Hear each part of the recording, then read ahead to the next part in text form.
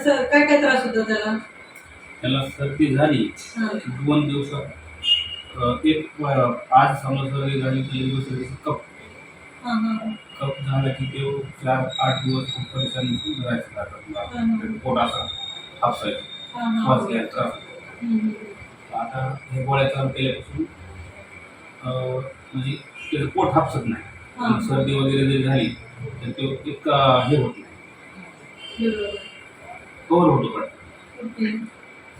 वाफ द्यावं लागायची सारखं सारखं. वाफ दिवसातून 2-3 वेळेस वाफ जरी दिली तरी पण ते कंट्रोल होत नव्हतं. त्या गोळ्यापासून त्याला आजारी पडलाच नाही. हा. पडला तरी बी असं थोडीशी सर्दी होती पण ती कव्हर होऊन जाते. ओके. कप जास्त दिवस खूप राहत नाही. जास्त कफ राहत नाही. आणि कप झाला की त्याला खोकला येतात. हा हा हा.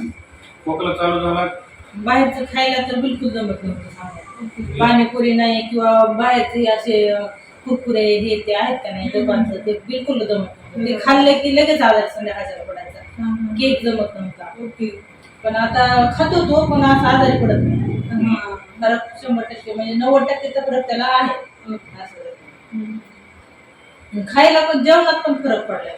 पहिले जेवण करत नव्हतं. हा म्हणले होते काका हा. भूक पण लागत भूक लागत नव्हती जेवण करत नव्हतं. आता जेवण करतो व्यवस्थित. वजन पण वाढले. गेल्या 8 दिवस झालं 8 दिवस झालं मोजलं तर वजन मी 1 किलो वाढलं. 2 महिन्यापासून ट्रीटमेंट चालू आहे ना? हो 2 महिने. 2 महिन्यापासून चालू तर आता त्याला ते ताप पण ते तेवढंच फक्त थोडंसं जास्त झालं. अस्थमाचा त्रास किती दिवसाचा आहे त्याचा? त्याला जवळजवळ 3-4 वर्ष वर्ष झालं. हा.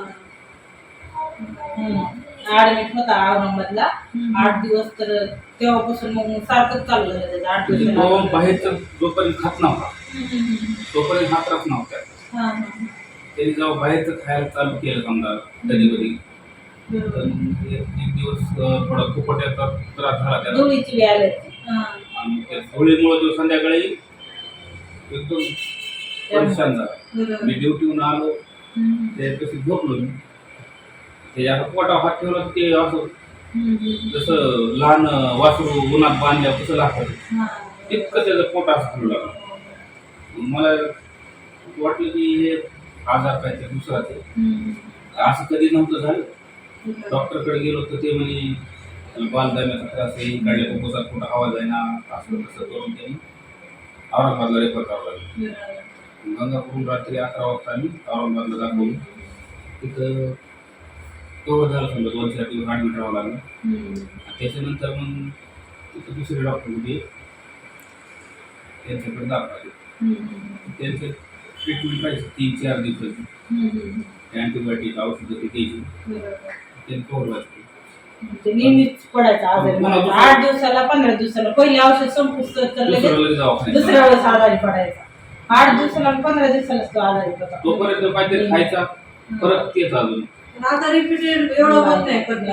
मग त्याला काही त्या 2 महिन्यामध्ये ना त्याला फक्त आता 2 महिन्यात कसलंच नाही ते आजारी. थंड दिलं नाही आम्ही. हा. नाहीतर मग हे ज्यूस वगैरे समजा असं दिलं नाही. नाहीतर बाकी सगळं हम्म. खातो.